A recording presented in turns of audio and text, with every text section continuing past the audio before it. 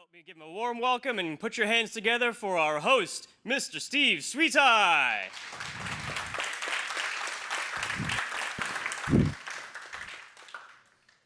Morning, ladies and gentlemen. My name is Steve Switaj. I am the head of engineering, one of the heads of engineering for Leica. We are the largest stop-motion animation facility on the planet. And my talk today is about how we use robotic technology. This talk was originally first given at Siggraph in August, so you guys are getting sort of an expanded recap. On to the keynote, please. Could I see my slides? Or okay, we'll work blind. It's cool. You can record this today. It's, you know, everything's cleared, whatever you want. I could begin by telling you about Leica, but I'm going to let our CEO, Travis Knight, do that job for me.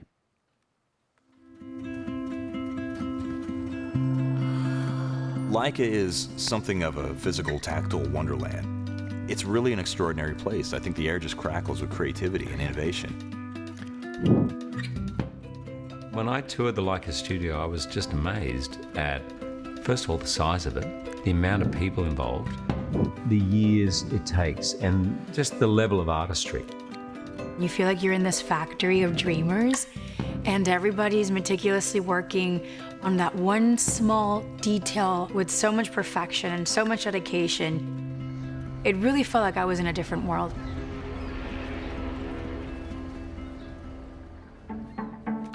There's something about stop motion specifically where it's a primal thing. It feels like a child's plaything being brought to life. It's like we're playing with our dolls, playing with our toys, telling stories that mean something to us. The soul of this type of artwork is really there. You could feel it. Everything is shot in camera. Look to the right, please. There's a real puppet in real sets, and every frame, and there's 24 frames in every second of the film, he's being adjusted and moved, and it takes 3 or 4 years to actually shoot the movie. Bravo. What we do at Leica is to take this style of filmmaking, which is craft-based. It's about artists using their hands to bring something to life, and blend that with technologies. We grow in our creative capacity and our artistic ability with every successive film, which means a film like Missing Link, which would have been impossible to even contemplate a handful of years ago, is now something that's taking this beautiful art form to a new place. The hours of attention, of detail, of lighting, of creating characters and worlds which feel so real, and people imbue so much love and creativity into, because they're spending 5 years of their life with these characters. It has to really matter to them. The movies they make leave you with something very inspiring and heart-filled. The kinds of stories that we're developing now are unlike anything that we've ever done before. And it's just really exciting. It's scary as hell, but that's how I feel like we're on the right track, when we're doing something that fills me with fear, because that means we're probably doing something that hasn't been done before. I feel like we're just getting warmed up. We're just getting started.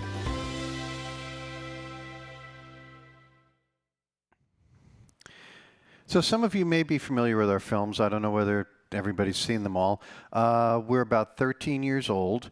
We have just released our 5th feature, Missing Link. Our first feature was Coraline, critically acclaimed, nominated for an Academy Award. We lost to Disney.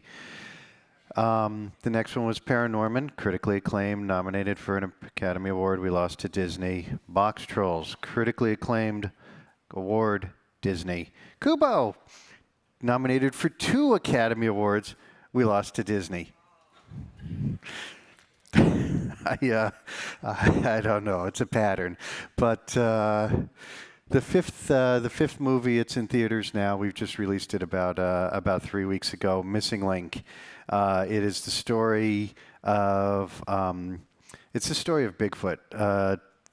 Sir Lionel Frost, a stuffy English aristocrat, goes to the Pacific Northwest to find the legendary Bigfoot, which turns out to be Zach Galifianakis. And Bigfoot, Mr. Link, is lonely, so they decided to take him back to the Himalayas to meet his kind. Leica is, we've got a bit of a reputation in the industry for pushing technologies in a field, the field of animation, that's kind of more known for its old world traditions. For instance, we have earned a technical Oscar for our face printing and facial replacement technologies that we use to animate our puppets. And we're known for being at the very verge of 3D printing technology.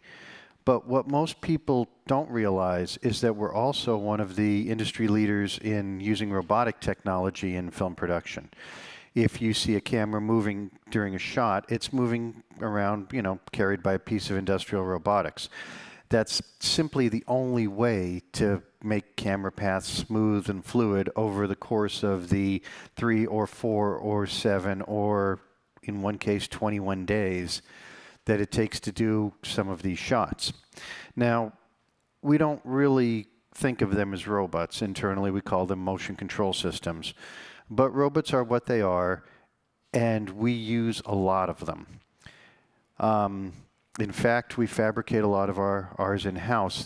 They're so new when they hit the stage, they still have that new robot smell. Here's a batch of a dozen that's under construction right now. However, some of them have been around a long time.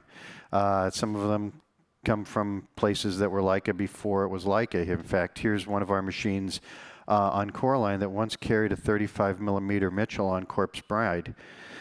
A lot of our stuff is small, you know, just small enough to get into a shot, keep the frame live a little bit, you know, give you a little bit of handheld feel. But on the other hand, some of it is enormous and fills an entire stage. Here's a fun fact. Leica's largest machines are secondhand equipment purchased from like the now long gone Hollywood VFX departments. We have stuff from the legends, Digital Domain and DreamQuest and Praxis and Chandler and New Deal. If you know anything about VFX, these are the big names in the field. And a lot of this machinery was used in the heyday of shooting the giant miniatures in the 90s. In fact, for me, coming up to Leica was sort of like meeting old friends again, because I used these machines way back in the day on things like, you know, Interview with the Vampire and the Batman movies and the Alien movies and all of that stuff. Most of our equipment is sliced somewhere between the two extremes. It's about the size of a large camera jib. This is my lovely wife, Chris, and she's about the size of, well, my lovely wife, Chris. And this is sort of a typical machine that we'll use on a typical shot. What sets us apart isn't necessarily the machinery, it's the sheer scale of things that the sheer scale of the way we use it. And I'll put that in perspective.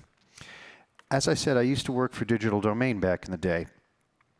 And those of you who follow visual effects will know the name Digital Domain. We were a huge player.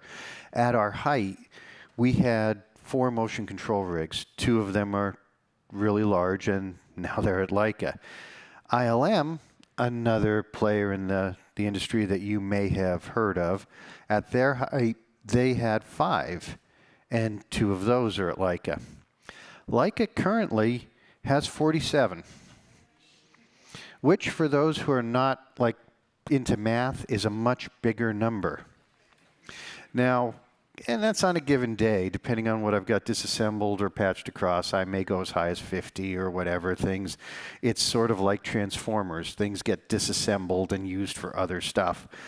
Now, 47 is a good number, and in addition to the simpler, you know, push-in machines and whatnot, we go above 60, 70, and if you were an internet meme, you might ask yourself why I need all of these machines when the big players in the industry seem to get by with a lot less. And the answer, of course, is perpetual motion. Pipeline? Well, no, I tend to think of it, yeah. You see, you knocked me off my stride there. Perpetual motion. If you watch him like a movie, one of the things that sets us apart is that we are very cinematic. If you were to go back and you were to watch the great animated pictures of old, even fairly modern shows, Corpse Bride and Nightmare Before Christmas, you'll see a fairly static camera. Because it's very difficult to move a camera smoothly over the course of days. Leica is not like that. Leica has an extremely cinematic style. We've been described as Scorsesean. And this is a shot from Paranorman. This goes 47 seconds and wraps 400 degrees around the set. So the set is a full 360 degrees. The camera travels about 30 feet following the puppet. The shot is about 47 seconds long till we go up into the sky, and we have actual interaction throughout the whole thing. You have all these puppets that are shot in all these layers over the course of days and weeks, and you just don't get this in other, traditional animation.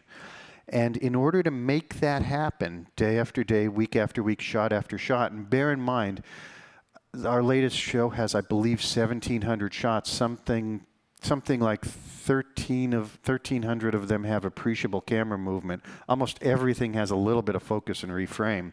In order to make that happen, you just simply can't do that without a big pile of machines to carry your cameras. I'll give you an example of what that looks like sort of behind the scenes. This is a shot from Box Trolls. And in it, we're going to have some action in the background. Our hero is going to drop out of the girders, and the camera's going to wrap around.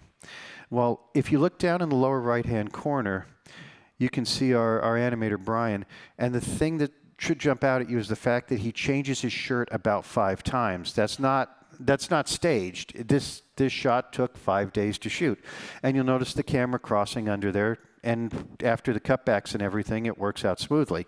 You simply can't do that any other way. I'll give you another example. This is a shot from Missing Link. At one point in Missing Link, there is a chase scene that happens on board a boat. I forget what it's called, but there's a boat. There's a good guy, there's a bad guy, it's tossed in a storm. And there's this weird rocking and rolling chase scene that happens down in the companionways and the hallways inside. Now, a camera has to be built to chase people through the boat like that, and we had a whole bunch of stuff. But here's a shot that illustrates how difficult that really is. Link is going to come running down this flight of stairs over on the right, and he's going to cross the camera. He's going to sort of hit a corner where he doubles back, and then he's going to go galloping off the hallway into the distance. And I'd like you to watch how the camera follows him around as he does that. And it actually turns into a fluid shot. And, the set gets disassembled as he goes by for animator access and for camera access, and the camera is pre-programmed to follow him down. And this whole shot, when projected, takes about 1.5 seconds. Now, even if you discount all the motion, we still have the problem that almost every shot we do with a puppet requires some sort of repeat pass. We will photograph a set twice with the same exact motion to pick up a clean pass. And the reason it's so important that we do it exactly is because we work in 3 dimensions. We release 3D films. So you can't sort of guess at camera path. That will give the thing away when you go back and try to do your clean plate. So you have to repeat it exactly. And almost every puppet we have will have almost every shot we have will have some sort of rigging like this, because puppets really don't usually support their own weight. Even the most mundane shots require removal of rigging and that sort of stuff. I have an example here from Box Trolls. The 2 characters in Box Trolls, Eggs and Winnie, are dancing on a dance floor. And everything is fine. You can actually see how you might get away with doing this in camera, because you could probably screw their little feet down to the floor. And that's good, but I assure you, in every single shot, sooner or later, you're going to see the floor. And that means you're going to have to fix things like this. If you can look at what's happening on the floor with all those little holes that are drilled to hold those feet down. On the one side, you see all the little holes that were drilled to hold the feet down. On the other side, you see the various clean passes we have to shoot. You'll see three matching clean passes. You'll see a pass with highlights. You'll see a pass with no highlights, which is patched into the areas where the puppets themselves block the reflection of the light. And you'll see a pass with shadows, which is where the puppets themselves cast the shadows. So in order to put that plate together, you're going to need all three elements. And you can't shoot them casually because, again, we're in a 3D world and we're looking at a very close object. And if the camera paths don't match exactly, the 3D effect will go in and out of phase, and it'll be revealed as an effect. Now, sometimes you don't have to drill holes in the floor. The other option, and it works especially well with strong action, is to support the puppets with some kind of rigging armature. And this has the advantage of not having to dig up your set. But of course, it has the disadvantage that there's this big thing behind the puppet. So you need clean plates to pull that out also, to get the background. And sometimes we go a little crazy. Here's a shot out of Kubo where he's being attacked by this thing called the Sky Beast. The Sky Beast is also a puppet. He's not CG. We don't do CG for hero characters. So he's a puppet, and he's shot in a different scale on a different stage. Meanwhile, Kubo's going to run away from the Sky Beast because that's what you do when you're attacked by a Sky Beast. He's going to run about 20 feet in real feet across a stage. Now, as he runs, you can see where there's a whole bunch of stage revealed behind him. There's all sorts of interactive lights. There's all sorts of interactive things, and we're going to have to put this scene together. So we're going to start with animating the Moon Beast. I'm sorry, Sky Beast during the day, Moon Beast at night. The Moon Beast is a 3-foot puppet, which is shot with a scaled move. It's the same camera move. It's just shrunk to the appropriate scale. And then we have to go back and do the actual hero animation of Kubo, which you can see up in the upper right-hand corner there. You can also see that we're digging away the set as we go for things like animator access so that they can get in there. Do not make a cutback if you're an animator at Leica, because all this stuff has to go back in. But there's Kubo, there's all sorts of ultraviolet effect passes because we've painted ultraviolet paint on his costume so that we can later key it out and put a little bit of supernatural glow. You can see all the various plates that are shot with the Moon Beast. You could see the clean plates there in the middle that are picking up interactive lights and lights that are supposed to be the Moon Beast and all of that stuff. And all of our motion, of course, has to repeat perfectly because, once again, 3D world, you simply cannot fake it. And this is just a little bit of what we shot for this one scene. This one scene took almost 2 months of shooting in camera, and I think we came up with eventually 17 or 18 plates on it. By the way, I'm going to branch out a little here. I've always felt that those of you who do VFX will know that we call these things plates, and I've always thought that was an interesting little bit of trivia. They are called plates because back in the day when visual effects was first invented, the way to do it was to paint the thing you wanted to photograph on giant glass plates.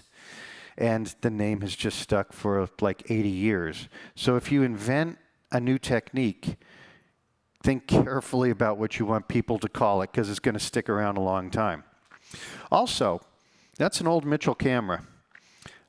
Leica is the corporate descendant of Will Vinton Studios, a very, very famous name in animation.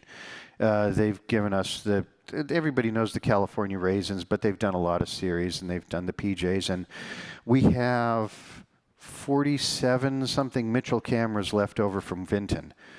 there were about 1,400 ever produced. So the odds are, if you see an old Mitchell in a picture somewhere, the odds are about 1 in 30 that it's in my warehouse on a shelf somewhere. Now, we'll get back to Leica. We don't always move cameras. Sometimes we move entire sets. In Kubo, we had a 4-minute fight scene that takes place on Kubo's sailboat, 3 copies of which were realized in our physical world as an 8-foot-long, 400-pound set piece. It's really amazing. If I were to bring it up here, it would totally fill this stage. Again, as I said, about 400 pounds of steel and particle board. And we're going to have a fight scene, and since this is Leica, nothing is allowed to be easy. So it's not just a fight scene on a sailboat. It is a fight scene on a sailboat in the middle of the worst storm you've ever seen, in the rain. So we have to figure out a way to pick up these very heavy set pieces and controllably rock them around freely in 3 space in a way that we can do it repeatedly and a way that we can export the data backwards and forwards to CG. So we appropriated a technology that's used in the aerospace industry, Hexapods, Stewart platforms. You've seen these used in Hollywood movies and the behind the scenes, the making of movies and the making of documentaries and whatever. Whenever you see one used on a Hollywood feature, the common denominator is that machine was rented from an outside vendor who does nothing but that, or it was bought from a manufacturer.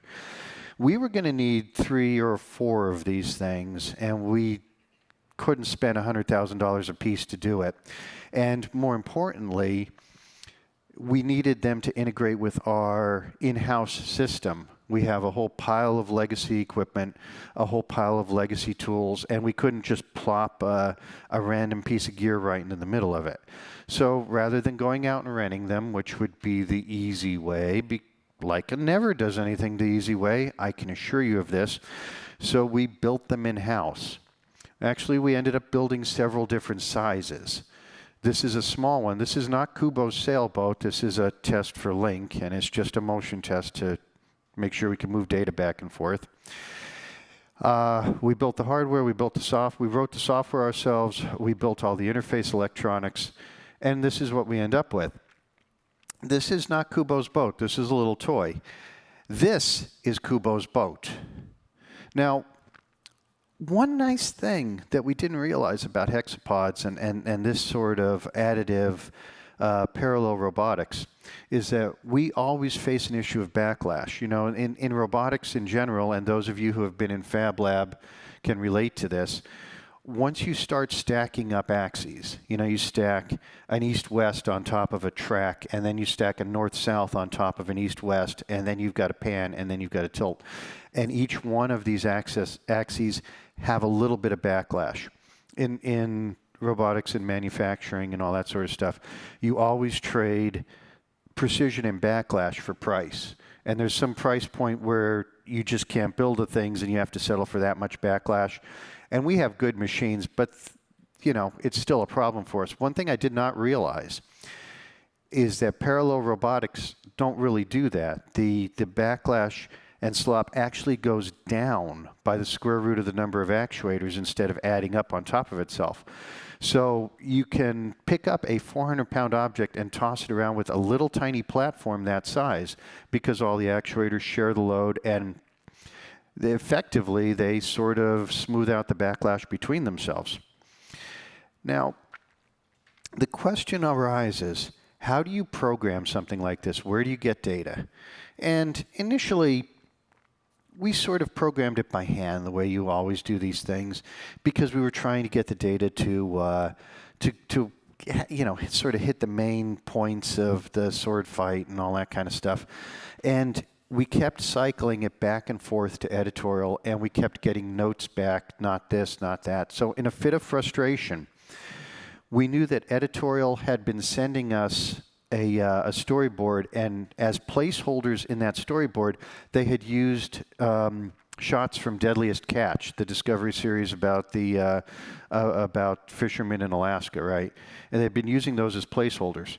So in a fit of frustration, what we did is we went out and got the boxed set of Deadliest Catch, and we searched it, and we found those shots, and we tracked those shots, and we took that data and we put it into our sailboat, and we shot tests from the same angles, and we sent it back to editorial thinking, you have got to be happy with this.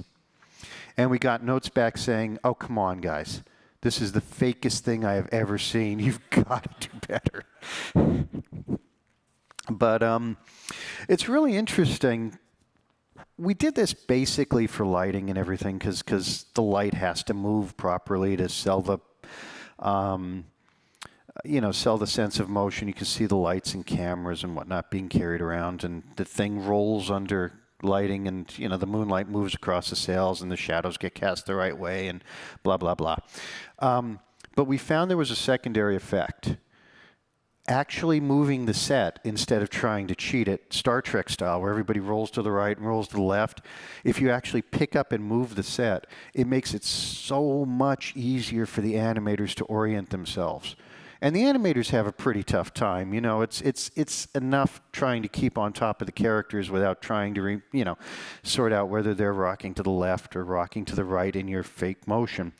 So we've been using these things all over the place to help the animators, and it's all about just offloading some of that stuff.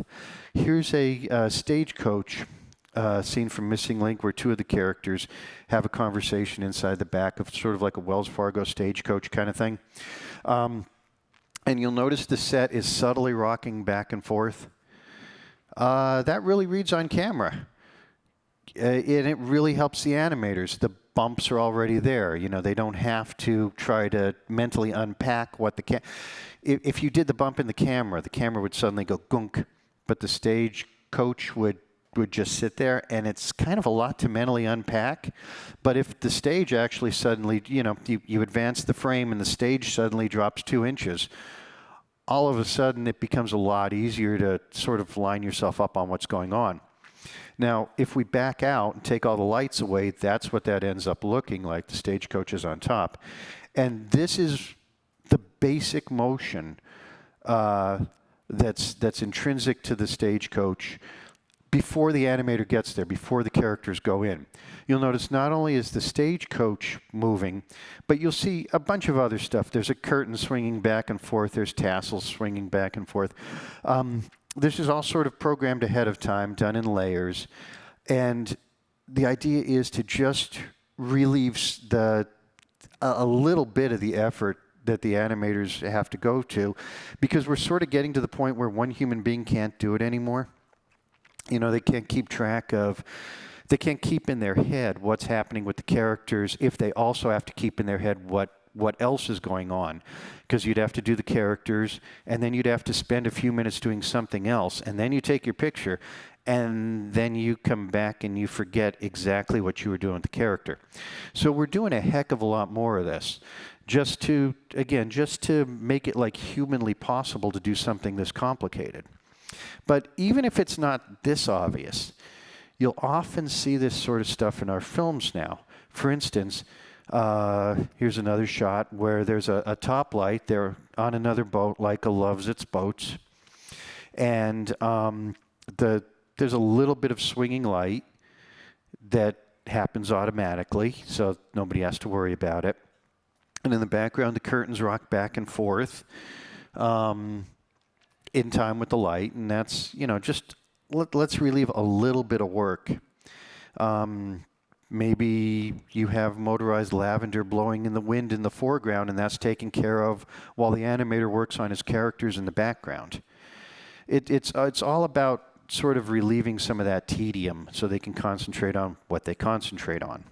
Now, in addition to using automation to help the animators with their workloads, we'll often use it to deal with creatures and puppets and characters that are otherwise way too extravagant to handle. Those of you who have seen some of our movies know that in recent years we've tended to have some very large characters in our movies, far too large to animate by hand. Here's a character from Box Trolls. This is Mecha Troll. He is a 3-story tall steampunk kind of Gundam kind of thing. In the real world, in our animation world, he weighs 70 pounds or so, and he's the size of a large child. So he really can't be animated by, he can't be carried around by hand. He can't be carried around by hand-operated rigging anymore.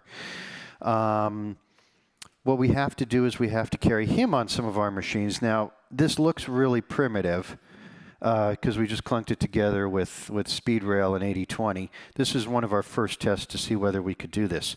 You'll notice in the lower right-hand corner, we've got a workstation with a whole pile of encoders, and the animator's working with that while this large motion control system is carrying the Mecha Drill around. Now, that motion control system, actually, that's one of our biggest. That's about 25 years old. We got that out of Chandler, and I used that back in the late 90s to shoot some of the Batman movies, some of the giant Gotham City miniatures. I don't know who owns those. I think it's Hunter Gratzner owns those buildings from Gotham City. I'm going to go on a tangent here. When we wrapped the second Batman, we had the Gotham City miniatures left over, and they were going to be destroyed because they were taking too much storage space. And this company called Hunter Gratzner bought them.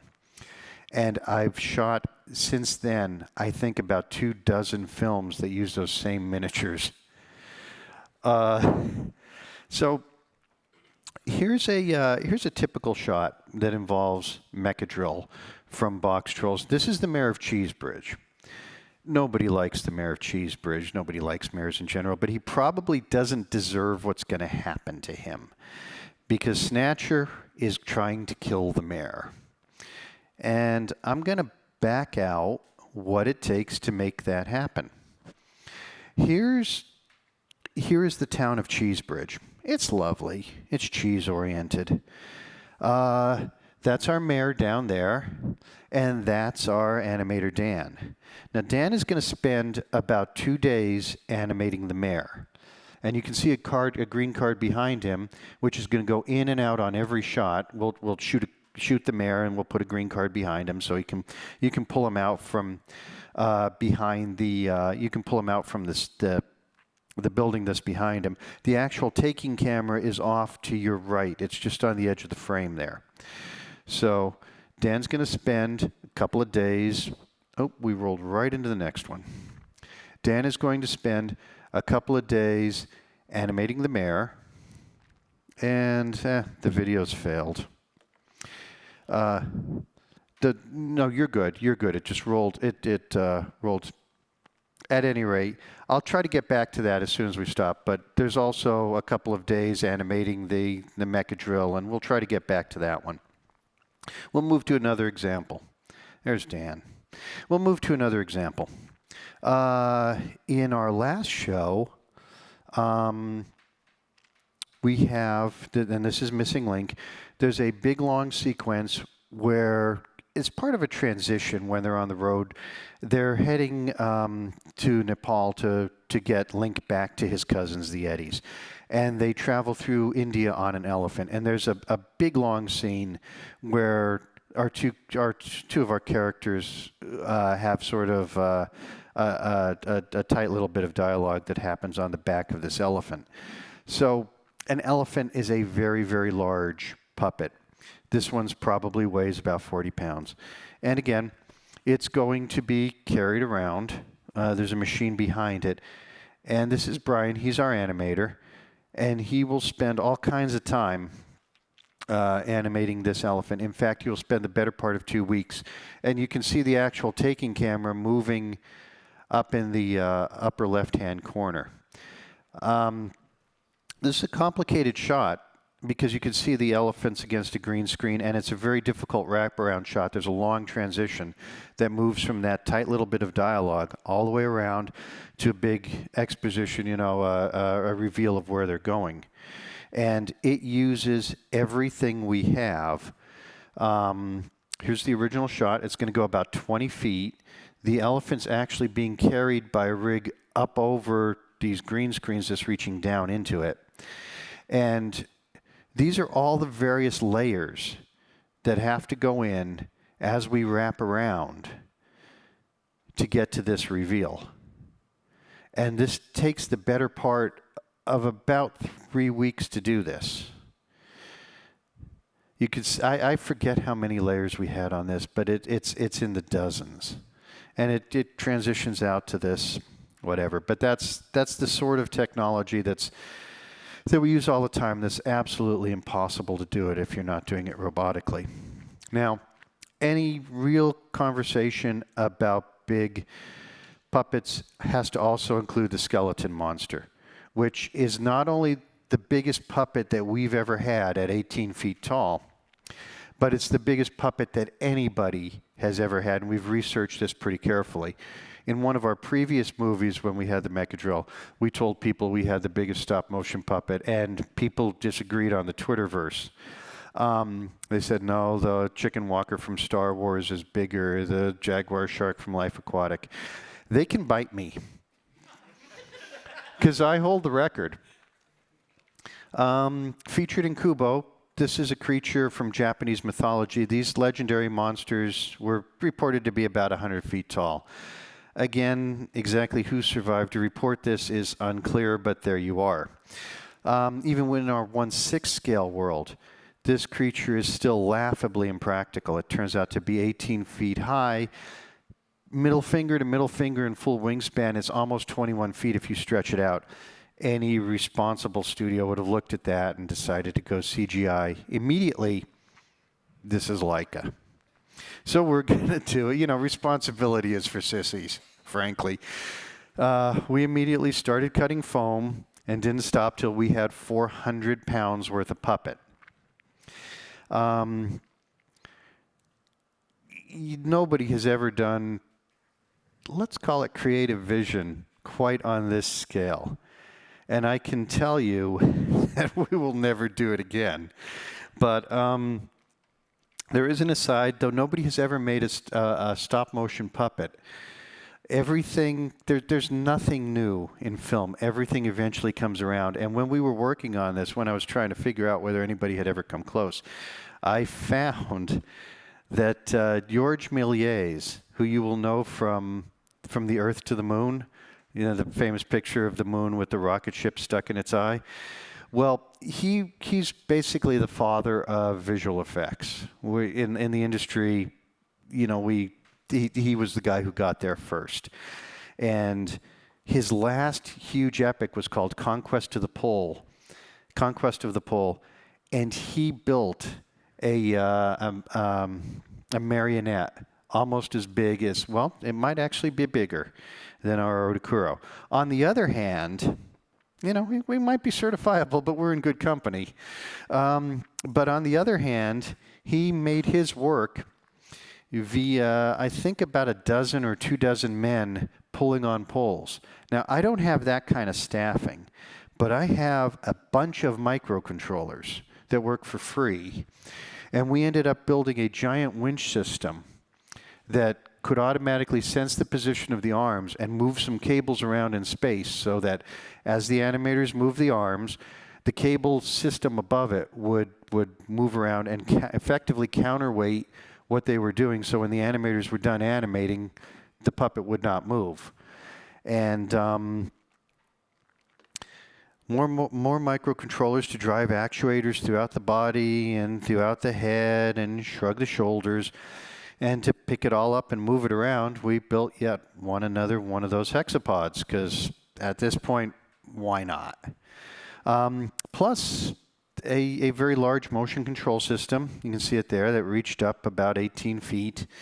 And to control it all, we had to come up with a Waldo. Now, we originally had a Waldo that was sort of human-shaped. But the problem was the animator had to keep running down to the bottom where the Waldo was, and then keep running up to the face to do the eyes and whatnot.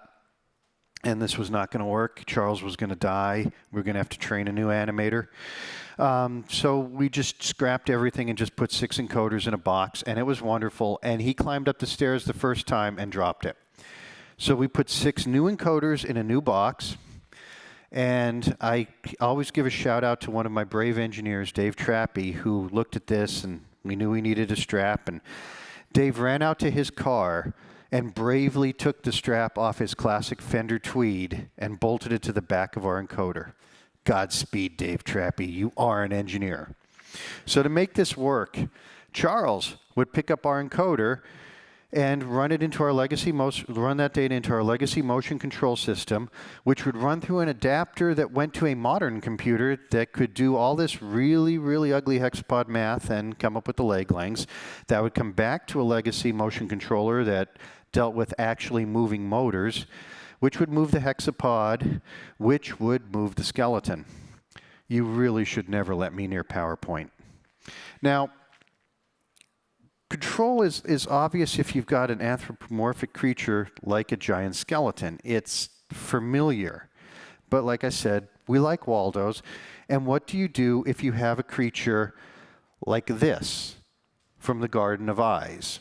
This creature is basically a 3-foot wide eyeball on, I don't know, an 8-foot tall stick. And you'll notice it's full of motors too.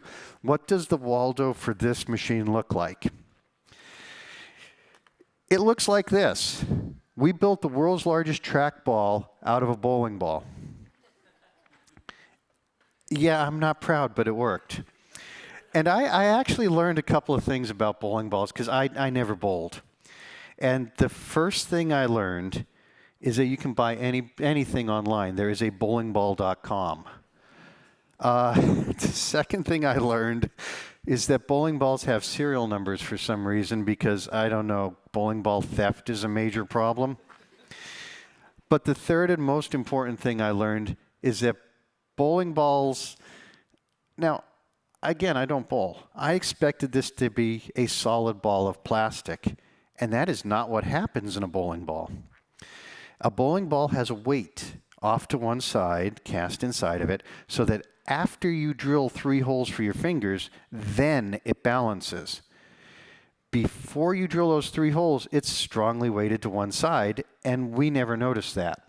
So for the first, I don't know, week or so, the animator would go to lunch, and he would come back, and our puppet would be like this.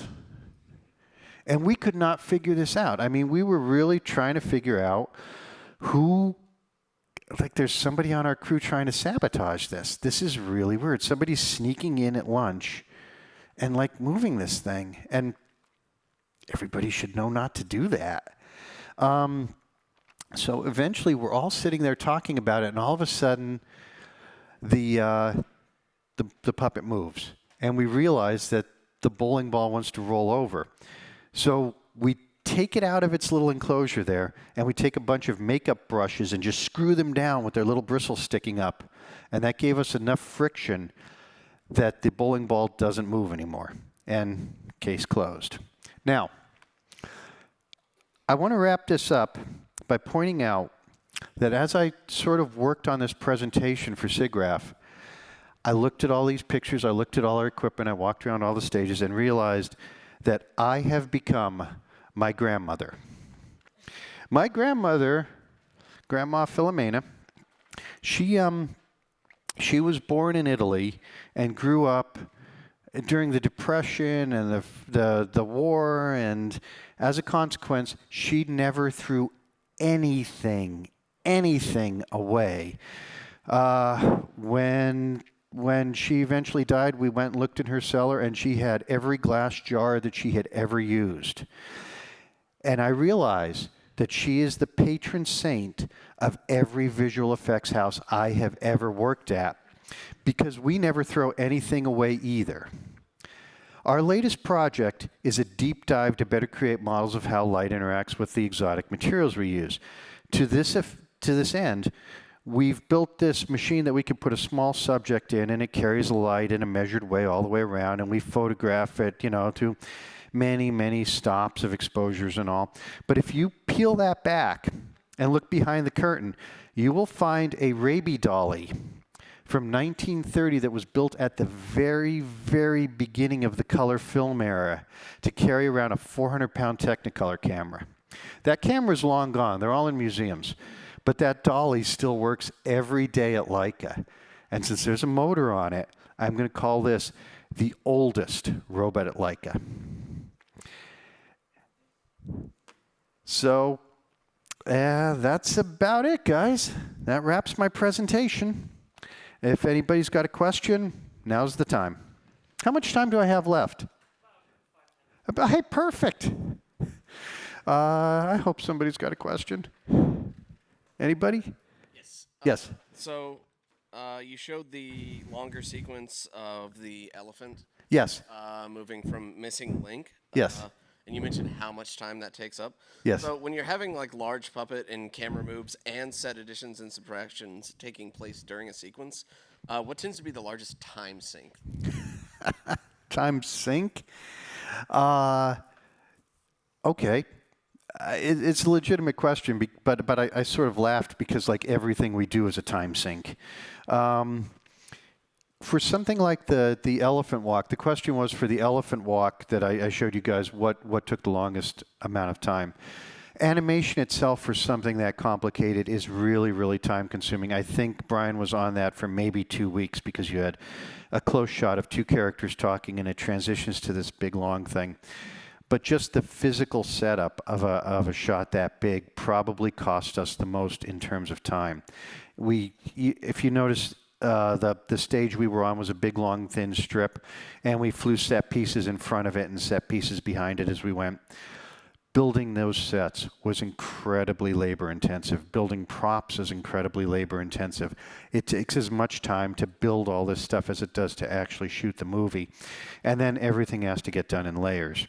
One of our biggest issues as an animation house is the fact that nothing exists. If you had to shoot, for instance, if you wanted two people sitting on the back of an elephant talking, you could probably bring a film crew to a zoo, put up some stuff on the elephant, you know, and get it in a day. But there is no 1/6 scale elephant. There is no 1/6 scale howdah. The suitcases on the back of the elephant, they have to be built.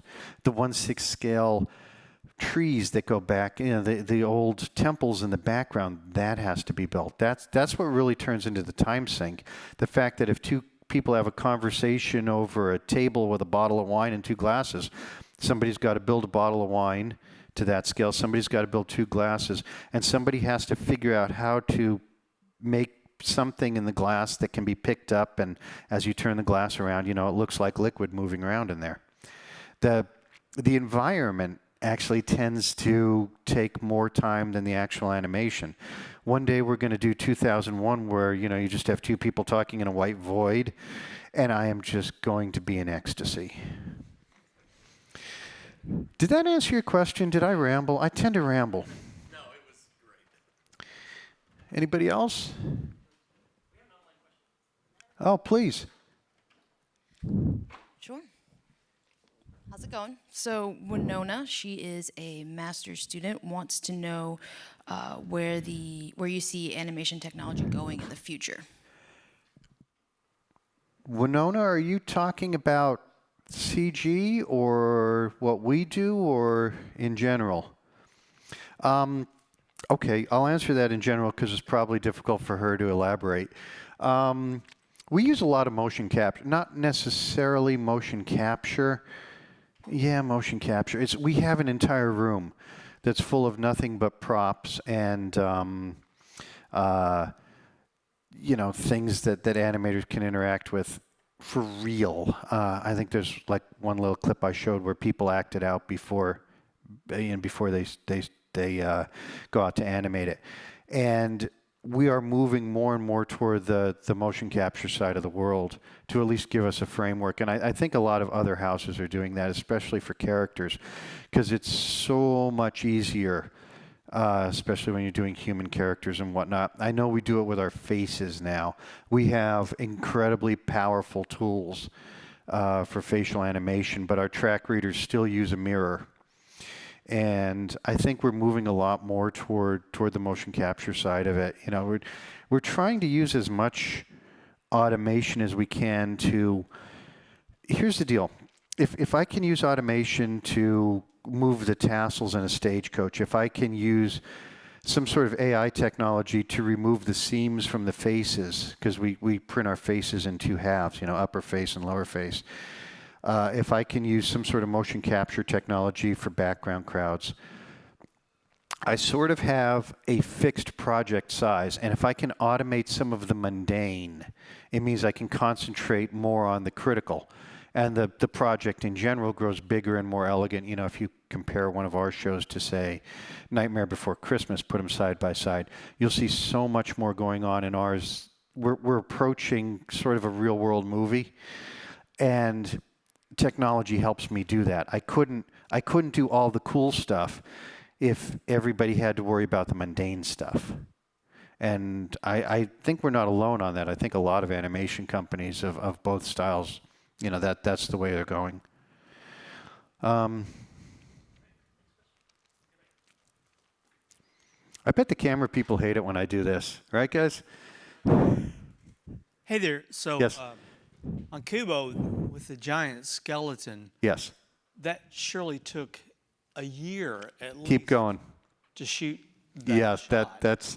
We were talking about this the other day. I actually looked back at some of the timestamps on that part of the project, and some of the early timestamps on some of the photos. We're talking like 2015, and I think we wrapped that part of the animation a couple of weeks before we locked the picture, and then we released in like very late 2017 something. So yeah, 2.5 years easily.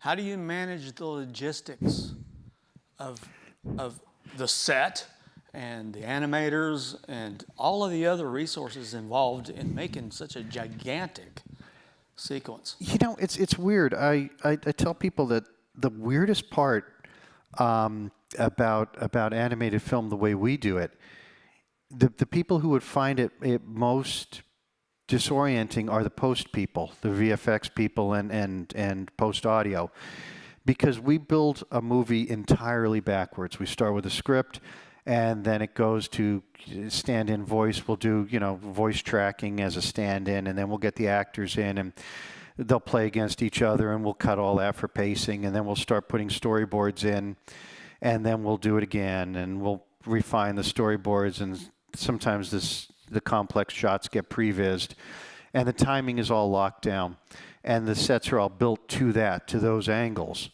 And when you get out to this, you know, eventually we'll have long storyboards as a movie sequence with the audio and everything. And in the course of that, everything that you need for that sequence, every bottle of wine and fork that sits on a table will be identified in what are painful meetings. And this will take like 1.5 years. And then we'll start shooting. And when we get out onto the set, our time is precious. A good animator gets maybe a second a day when he's on a roll. We get to dailies, and if we break 100 seconds for the week, there is jubilation. So we have about 6 frames of handle on the side of each shot, and they don't really get serious about shooting the outer 3. So when the shots are done, they're dropped into the running sequence. And on the last day of filming, when the last bit of sequence comes off the stage, it should just drop into its little slot. And aside from, say, a dub in a different language, we're done. Boom.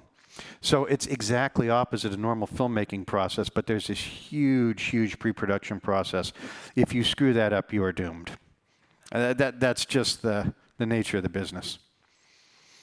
There's no magic. It's just insane attention to minutia, and a really good. You ought to see my project planning boards and whatnot. They go for 100 yards down the walls. I'd love to say we have magic, but basically we just have endless effort. Anybody else? Oh, I'm being told either I need to wrap it up or I need to make frappes. Anybody want a frappe? I would really like one. Last question. It has to do with what you talked about like a minute ago, the pre-production length. Because I know Adman, for the early man, they started in 2011, and then they finally released the movie in 2017. Yes. So what's like the length of your pre-production, especially when you have to fabricate the robots and then continue fabricating in production and post? We are in right now. We're starting with what we're calling Film 6.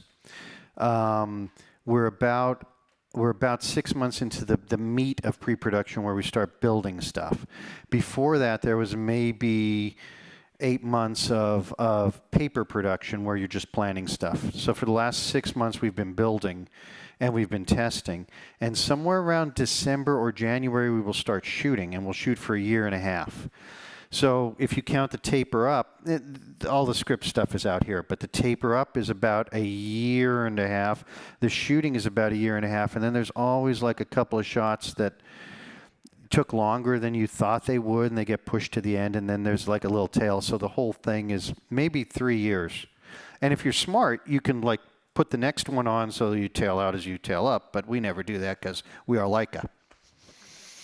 And I believe that's all the time I have. Is that? Yeah. Okay. Well, thank you, ladies and gentlemen.